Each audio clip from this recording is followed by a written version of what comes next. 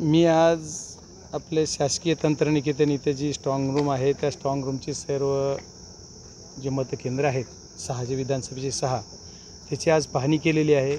ते मी पहिल्या दिवशीच याच्या अगोदरही एक दिवशी पाहणी केली होती। त्या दिवशी महेंद्र कांबळे साहेब हे जे आपले उपजिल्हाधिकारी आहेत ते जी नवीन प्रक्रिया पाहतात त्यांना मी सूचना दिली होती की हॉल जे आहे ते हॉलच्या पाठीमागं जे नेट बांधली जाळीच्या बाहेरच्या बाजूने जिथे एजंट उभा राहणार आहेत या एजंटना बसण्यासाठी जागा खूप कमी आहे आणि मध्ये हॉलमध्ये तुम्ही अधिकाऱ्यांसाठी खूप जागा ठेवली, हे कमी करा।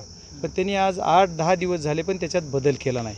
उद्या जे एजंट लोक आहेत त्यांना उभा राहून सुद्धा आज आत्ताचा आकडा त्यांनी सांगितलेला आहे की 1480 लोक म्हणजे जवळपास रँडमली 250 ते 250 लोक एका विधानसभा आहेत, म्हणजे 250 लोक जवळपास एका विधानसभा मतदारसंघात आहेत।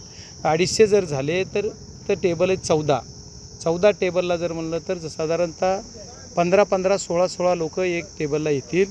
तर एका टेबलच्या मागे त्यांना उभा राहून उभा बी राहता येत नाही 16 लोकांना। तर मग 16 लोकांना जर उभा राहता येत नसेल तर त्याचं पेस वाढवा अशी पहिल्या दिवशी सूचना दिली होती, पण त्यांनी जाणीवपूर्वक केलं नाही। म्हणजे माझं असं त्यांना विनंती आहे, जिल्हाधिकारी महोदयांची माझी चर्चा झाली, मला वाटतं ते आता गेले आहेत, इथनं का आहेत माहीत नाही। जर गेले नसलं तर मी त्यांना एकदा परत फोनवर तरी बोलणार आहे की हे जर नाही केलं आणि जर काही त्याच्यासाठी झालं तर त्याला पूर्ण रिस्पॉन्सिबिलिटी प्रशासनाची असेल। कारण मी सूचना दिलेली पण ते काही करत नाहीत। काय करत नाहीत, 8 दिवस झालं का केलं नाही तर आपण त्यांना विचारू शकता। मी त्यांना त्या दिवशी विनंती केली होती की याच्यातलं अंतर वाढवा म्हणजे लोकांना व्यवस्थित बसता येईल। एक तर एवढी गरमीचे दिवस आहेत, गरमी असल्यामुळे तिथं कूलरची व्यवस्था तर ते करतो बोलतायत, पाण्याची व्यवस्था तर ते करतो बोलतायत, ते करतेली समजा, त्याच्यावर माझं ऑब्जेक्शन। मग उभाही राहता येत नाही।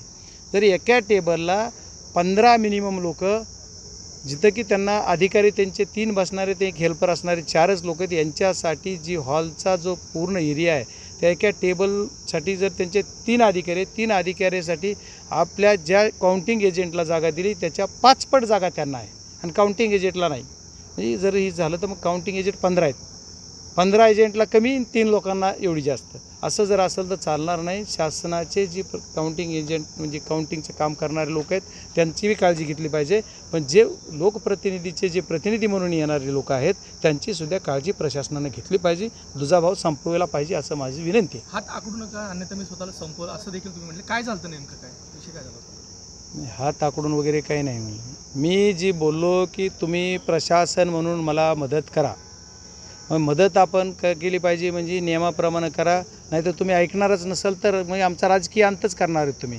असं जर तुम्हाला करायचं असेल तर असं नाही चालणार अशी विनंती मी त्यांना केली। थँक्यू। एबीपी माझा, उघडा डोळे बघा नीट।